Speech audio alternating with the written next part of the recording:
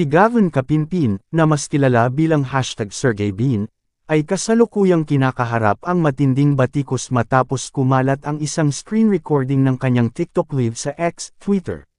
Sa video, makikitang masaya siya at biro, panghinahalikan ang larawan ng miyembro ng Filipino girl group na #Bunny, si #Mikalim.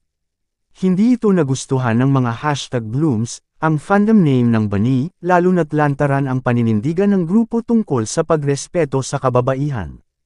Dahil dito, marami pang fans ang nagalit at tinawag si SergeyBean na Kidiri at Bastos.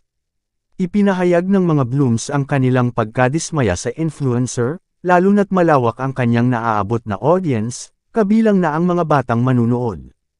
Karamihan pa ng content ni SergeyBean ay tungkol sa kanyang pamilya at ang kanilang samahan, kaya't labis na kabalintunaan ang kanyang ginawa sa live video, lalo na't may kasintahan siya. Pinop-onto ng mga fans na hindi dapat maging kampante ang mga kalalakihan sa pag-o-objectify ng kababaihan, kahit pa ito'y sa layuning mag-entertain. Ang pagrespeto sa mga babae, lalo na sa mga mas nakababata, ay dapat laging isaalang-alang.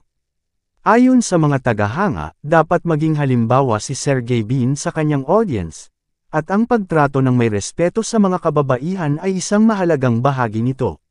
Sa kabila ng kanyang intensyon na magpatawa, hindi dapat tinatanggap ang pag-aastang parang okay lamang ang pag-es-asterisksualis sa mga babae. Disclaimer: ang artikulong ito ay naglalaman ng mga opinyon at pananaw ng mga fans at taga-suporta ng Bunny, at hindi ito nagre-representa ng opisyal na posisyon ng publikasyong ito. Ang mga pahayag ukol kay SergeyBean ay batay sa mga reaksyon ng kanyang mga manunood at hindi nangangahulugang ito ay pinagtibay o sinusuportahan ng aming organisasyon. Ang layunin ng artikulong ito ay magbigay ng balita at impormasyon tungkol sa kasalukuyang issue.